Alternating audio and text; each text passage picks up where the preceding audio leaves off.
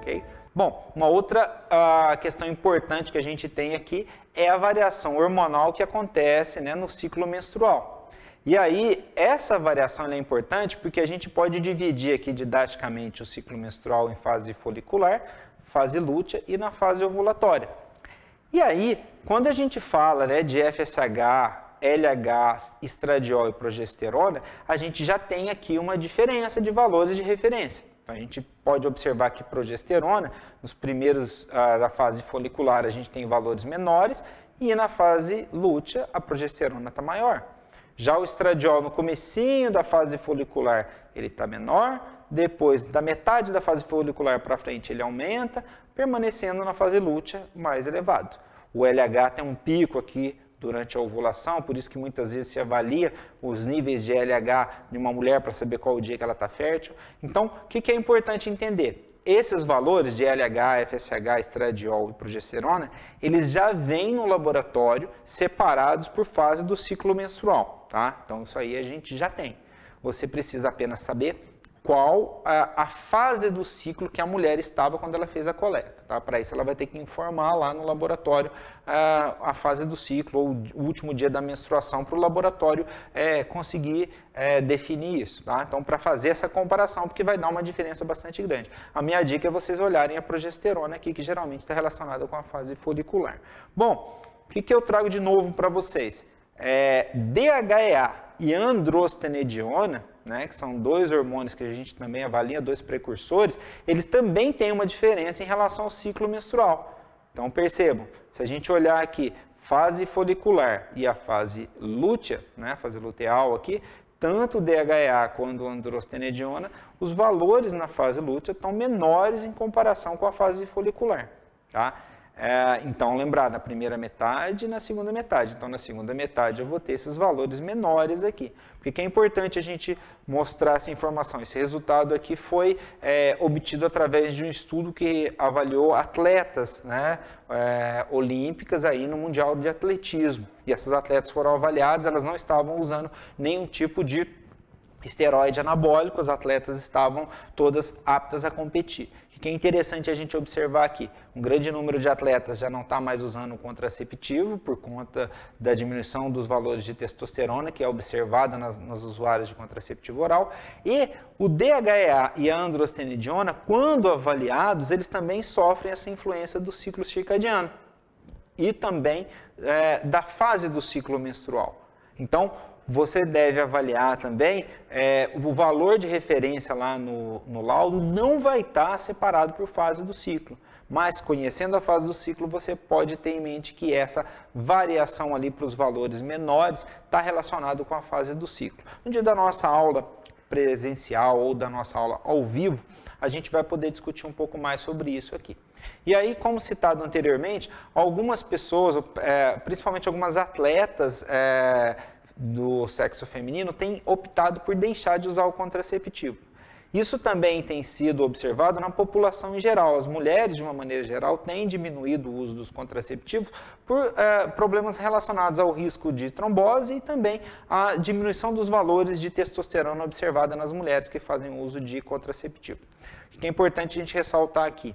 Um estudo recente mostrou que não tem uma relação de queda de desempenho em usuários de contraceptivos orais. Então, mulheres atletas que foram avaliadas, que faziam uso de contraceptivo, com aquelas que não faziam uso de contraceptivo, não mostram efeito de menos desempenho quando estão usando o contraceptivo. O que se observa é uma queda dos níveis de testosterona. Mas é importante a gente entender que a performance não depende só do nível de testosterona, embora as pessoas entendam, né, os atletas entendam que é importante aumentar a testosterona, lógico, porque isso vai impactar no ganho de massa muscular e em outras funções importantes. Mas isso não é uma relação causa e efeito observada. Esse estudo é bem interessante, é bem recente, do ano de 2019 e 2020. Esse estudo que eu quero colocar para vocês aqui, que ele é de 2013, é um estudo clássico aqui, uma meta-análise, né? Essa revisão sistemática também realizou a avaliação de 39 estudos diferentes com 64 grupos de tratamento, ou seja, 64 grupos de mulheres com diferentes contraceptivos. E aí, o que observou aqui esse estudo? Que as mulheres que faziam uso contraceptivo oral tinham menos testosterona total, menos testosterona livre, uma queda aqui de 61% da testosterona livre, e o aumento da SHBG, que é a globulina ligante dos hormônios sexuais. Percebam que quando a mulher faz o uso do contraceptivo, ela aumenta a quantidade de SHBG, isso tem um impacto direto na quantidade de testosterona livre. Lembrando que mais SHBG, a gente vai ter mais testosterona ligando ali nessa SHBG, e aí a gente vai ter menos testosterona livre, aquela testosterona que está disponível ali para se ligar nos receptores intracelulares. Tá? Mas aqui esse estudo mostrou um impacto também na testosterona total, de 0,49 nanomol por litro. E aí a gente pensa para as mulheres, será que isso é pouco ou é muito? Tá? E aí quando a gente olha aqui, o valor de referência de testosterona para as mulheres varia de 0,27 a 2,08 nanomol por litro. Cuidado, gente, não esqueçam que essas unidades aqui elas variam muito de laboratório para laboratório. Então se a gente está falando de 0,49 está aqui, ó, né? A gente está muito perto aqui do limite mínimo. Então, uma mulher, por exemplo, que tiver 1 nanomol de testosterona, ali na faixa central do valor de referência, se ela estiver usando contraceptivo, isso vai cair para em torno de 0,5. Então, é importante a gente ter em mente que o contraceptivo tem esse efeito, tá? E eu recentemente trabalhando lá com a equipe de basquete em Campinas, eu observei que a grande maioria das mulheres que tinham testosterona baixa, né? Essas atletas faziam uso do contraceptivo e lógico, a gente tem outros fatores relacionados à queda da testosterona que não necessariamente só o uso do contraceptivo, a gente vai discutir isso mais ao longo da nossa aula, tá? Mas é importante vocês terem em mente isso. E aí, olha que interessante esse estudo que eu mostrei para vocês anteriormente. As atletas usuárias de contraceptivos orais, aqui as atletas de elite que foram avaliadas nesse Mundial de Atletismo, nesse estudo do Berman aqui, a gente tem as atletas apresentando, né, os usuários de contraceptivo, menor concentração de testosterona livre e total, de DHEA, de androstenediona, de LH e de FSH. Então percebam que não é somente, né, o valor da testosterona que você tem que ficar atento, você tem que ficar atento ao valor dos outros hormônios. E lógico, gente, o contraceptivo existe para regular esses hormônios e não deixar que a ovulação aconteça. E o que aumenta bastante aqui?